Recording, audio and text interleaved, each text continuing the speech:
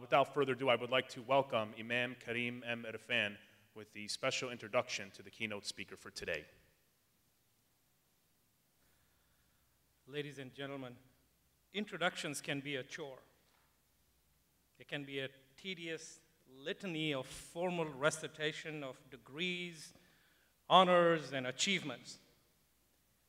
But then some introductions can be a pleasure when the personality at stage is truly inspiring. I will not bother you with all the degrees, the professional accolades that are included on Dr. Ihsanoglu's extensive resume. As an academic, a scholar, a historian, a diplomat, an international leader, Dr. Ihsanoglu stands out amongst his peers. But in the context of today's conference on Islam and Muslims and the work of the American Islamic College, we could not have been blessed with a more inspiring, informed, and engaged leader. His leadership at the OIC has certainly brought remarkable international cohesion, meaning, and credibility to the mission of the OIC. He has achieved serious action toward practical implementation of global projects on a scale never before seen. His efforts at international peace, bridge building, and collaboration on behalf of Islam and Muslims have been phenomenal. His commitment to the vision of the American Islamic College in defining and guiding it is literally a godsend, and especially as Muslims, we take that very seriously, don't we? I can state personally that my service on the AIC Board of Trustees is driven by his remarkable wisdom, his integrity, his humility, and sincere passion for Islamic values and global peace. In all the exchanges that I've had the privilege of having with him, what comes through is his humility, despite all his achievements and what he brings to the table. Ladies and gentlemen, this college, this institution, and this project of bridge building based on Islamic values and principles, all of these are truly blessed to have somebody of his wisdom, of his knowledge, of his commitment, of his passion, and of his sincerity. With du'as and prayers for continued success for him, his wife, and his family, please join me in welcoming the Secretary General of the OIC, His Excellency, Dr. Ekmeleddin Ihsanoglu.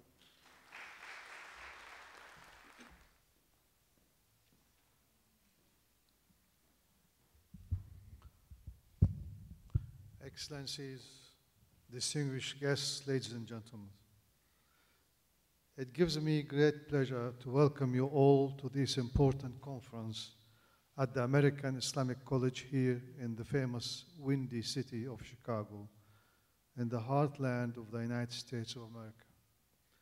I would like to especially welcome our distinguished guests, including President Obama's special envoy to the OIC, Mr. Rashad Hussain, Illinois Congresswoman John Schakowsky, members of the Illinois State Legislature, State Senator Jacqueline Y. Collins, and Ambassador Hannah Rosenthal, also officials from the City of Chicago, representatives of the State Department and the diplomatic corps who are with us today. And warm welcome to the distinguished scholars from academic institutions from across the country. Thank you all for being here with us today. A main objective of this conference is to celebrate the achievements of the American Muslim community and to highlight the long-standing ties between the United States and the Muslim world represented by the 57 member states of the OIC. The ties which the American Muslim community has done so much to cultivate and strengthen. I hope as well that we can examine the recent changes spreading across the Muslim world and identify ways to support and encourage good governance, the rule of law, respect for human rights, and help bring peace and tranquility to the people of the Middle East and beyond. When we first organized such a gathering about the same time last year, in these same premises, it was a historical occasion. The American Islamic College had been newly renovated, and the OIC was embarking on a new era in its relationship with the United States and the American Muslim community with renewed spirit of eagerness and enthusiasm. During the past year, the OIC, in keeping with 10-year program of action, adopted in 2005 in the Mecca Summit, has been promoting principles of good governance and human rights across the Muslim world, and worked to address the increasing number of challenges facing member states and Muslim minority communities in the political, social, and economic fields. Perhaps most importantly, the OIC has revised its charter, instituted a reform process, changed its name to the Organization for Islamic Cooperation, as well as its institutional logo to more accurately reflect its new mission and vision.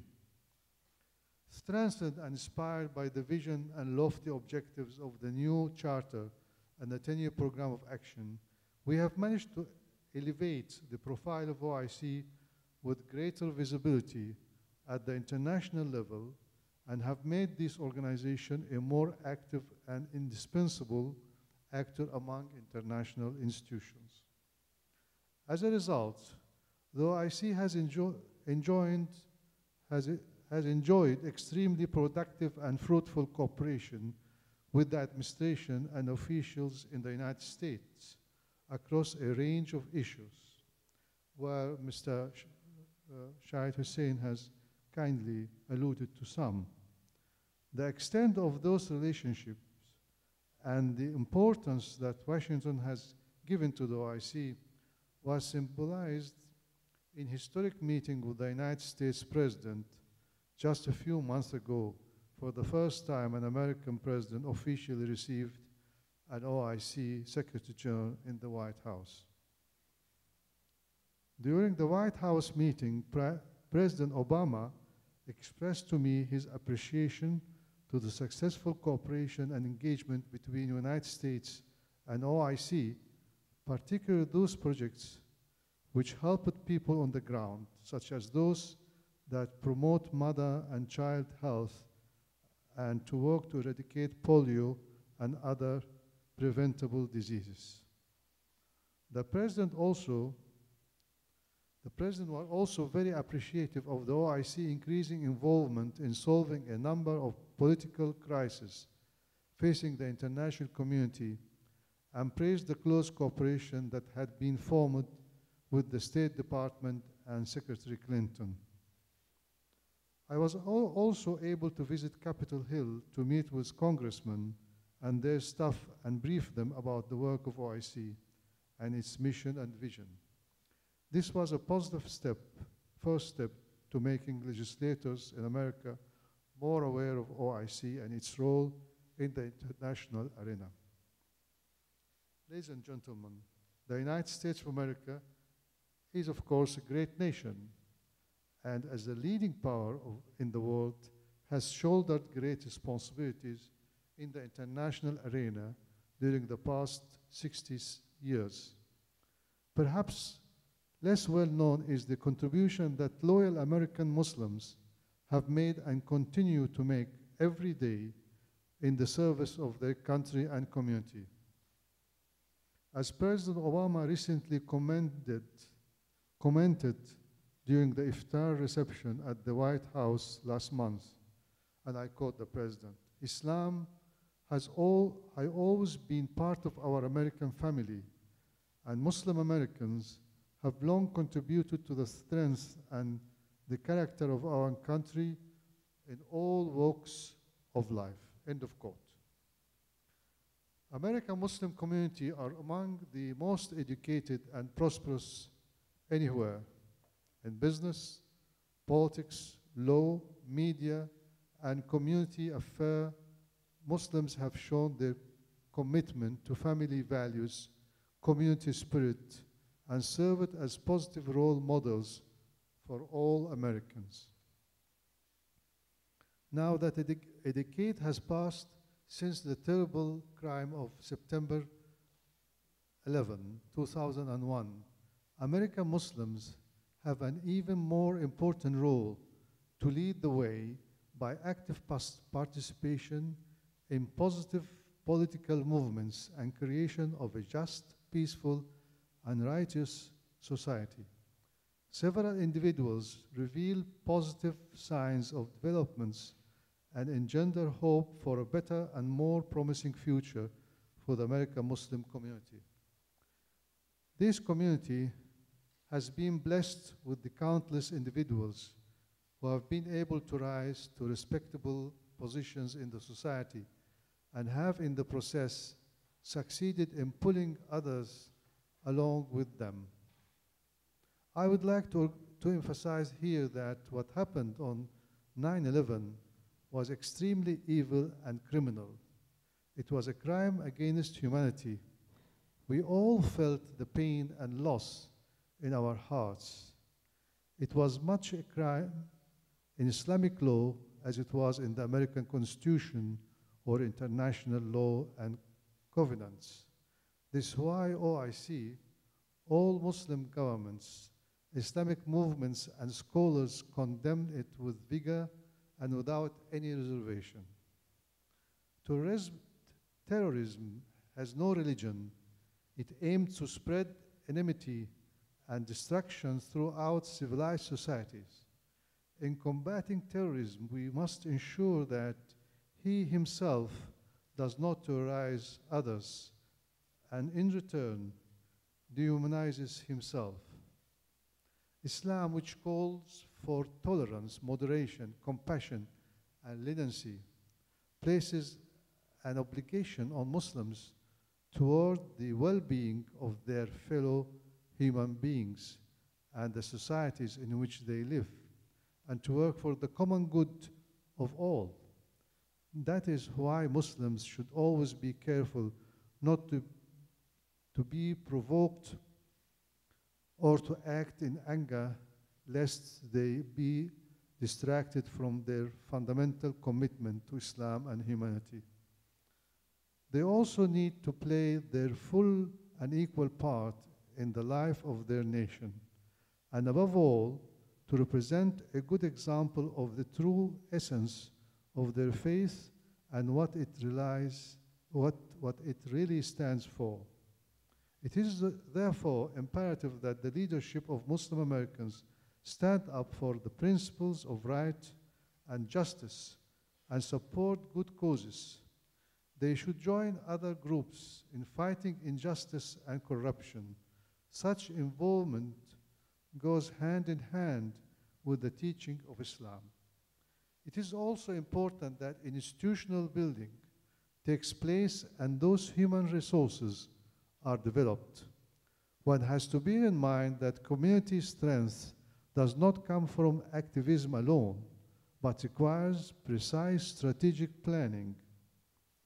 In democracy, numbers count, but the technical strengths of individuals are essential for the creation of critical masses. Indeed, it is the obligation of the Muslim community in America to strive hard to contribute to their nation and to make particular effort to heal the scars of 9/11, as marked again in the recent observation of the 10th anniversary of that event. They have to live with the responsibility and the burden of proving that the acts of the few are not to be attributed to all, and that such generalization is incorrect and unjustified, something that American Muslim community can and must address. As the Holy Quran says, and I quote, "No bearer of burdens should be made to bear the burden of another," end of the quote. We urge you and all Muslim communities across the globe to make yourselves useful and productive members of your societies, and to be the best ambassadors of your faith. Indeed, under our revised charter, we have renewed our commitment to support Muslim communities and minorities and to empower them to become worthy citizens, productive members of their respective countries, as they may be of the Muslim Ummah. Ladies and gentlemen, in recent days, the OIC has been particularly engaged on the global scene as the world watches the unfolding events in the Middle East and North Africa. Lately, with the so-called Arab Spring in the air, the OIC was making significant contributions to public and private diplomacy initiatives. In line with our firm commitment to human rights and democracy, we welcome the call for democratic changes as expressed through internal popular uprising in these countries. No doubt the Muslim world is going through a defining moment in its history, which further affirms the dire need to speed up the process of concretizing people's aspiration to good governance, the rule of law, human rights, broader political participation, and sincere national dialogue. The OIC Charter and 10-year program of action are guided by the principles of moderation and modernization. Both documents are based on a prospective vision and contains appropriate solutions for such unrest and a healthy awakening as we are witnessing today in the Muslim world.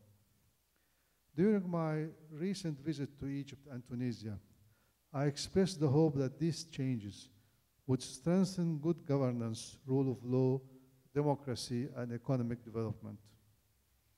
In Libya, we have been advocating a political solution to the crisis based on the recognition of the legitimate aspirations of the Libyan people for democracy, justice, rule of law, and political reforms. We have been involved at the highest international levels, participating in the many meetings of the Libya Contact Group to come up with solutions for ending violence against civilians, as well as providing unhindered access for humanitarian relief. We recognize the National Transitional Council of Libya, NTC, as the only legitimate authority in Libya today, and have our trust in its leadership. We support the NTC in the implementation of the post-conflict roadmap for Libya approved by the International Contact Group, which include representatives from the United States, other UN member countries, and the OIC. The OIC was following with deep concern the violent events witnessed in a number of cities in Syria. We have called for national dialogue and speedy implementation of reforms declared by the Syrian leadership in order to stop violence targeting both civilians and security forces. The recent developments in Yemen confirm our reiterated appeals to all parties for the need for exercising self-restraint, as well as the need to solve the current crisis through dialogue and understanding in order to ensure security and stability and peaceful transition of power. In Somalia, I have continued to mobilize the member states to extend all forms of assistance to Somalia. Most recently, at an OIC exec committee at the level of foreign ministers held in Istanbul, the target figure of $500 million was established as a goal. The OIC has also set up an humanitarian coalition for relief of Somalia, which includes more than 20 organizations working under the OIC umbrella. This coalition is the biggest implementing body on the ground in Somalia. Working efficiently all over the country, the OIC remains the only international organization that is allowed by all parties to maintain a permanent aid office in Somalia. We hope that in all countries where change is taking place, that citizens do their utmost in order to preserve national unity, sovereignty, and territorial integrity of their country. It would be wise to learn from history in order to avoid repeating mistakes made in Iraq and Afghanistan. Nation building should be an all-inclusive political process, and as much whatever is left of those institutions and bureaucracy should be accommodated and nourished while building capacity through establishing new democratic institutions in the country. Nation building should be an all-inclusive political process. As much whatever is left of this institution, administration structure should be accommodated and nourished while building capacity through establishing new democratic institutions. The OIC firmly believes that conflict prevention and resolution require a multi-dimensional approach, and not only the use of military means to guarantee sustainable peace attaches enormous importance to identifying and addressing the root causes of conflicts and dispute. The main advantages of the OIC lie in its relative strengths, honesty, credibility, neutrality, impartiality, and its overall acceptance in the Muslim world, where it also enjoys enormous respect. Ladies and gentlemen, I would like to draw your attention to the efforts of OIC to combat intolerance and discrimination based on religious belief. On 15 July 2011, the OIC hosted a ministerial meeting co-chaired with US Secretary of State Hillary Clinton at OIC institution, IRSICA, in its historical premises located in Yıldız Palace in Istanbul, to discuss the implementation of United Nations Human Rights Council Resolution 1618 on combating intolerance, negative stereotyping, and stigmatization of and discrimination, incitement to violence, and violence against persons based on religion or belief. This is the title of the long title of a resolution. The Istanbul meeting reaffirmed the commitment of the participants to the effective implementation of the measures set forth in UN Resolution 1618, and also provided an opportunity for greater cooperation with the United States. In her statement, Mrs. Clinton said that the meeting and the shared commitment it represents is vitally important. I quote, "It is one of these events that has great ramifications far beyond this room." End of quotation. She applauded the OIC for helping passing Resolution 1618 at the Human Rights Council. Mrs. Clinton also noted that, and I quote, "Under this resolution, the international community is taking a strong stand for freedom of expression and worship and against discrimination and violence based upon religion or belief." End of quote. I have always warned against the dangerous implications of intolerance, incitement to hatred on religious grounds, and the campaign against cultural diversity being fueled and by some right-wing groups and politicians in the United States and Europe. Right-wing extremist elements have been successful in creating a negative image of Islam, of Muslims, as being a threat to so-called Western civilization, leading some European governments to impose restrictions and bans on Muslim culture practices and leaders. The recent massacre in Norway has only amplified our concern about the influence the propagators of hatred and intolerance have in motivating and corrupting young people.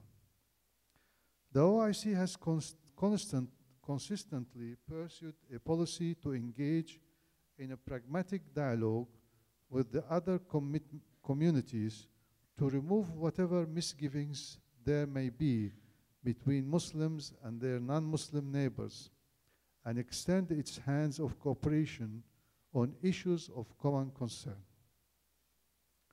Ladies and gentlemen, these are challenging times worldwide, but it is also a time for great hope and aspiration.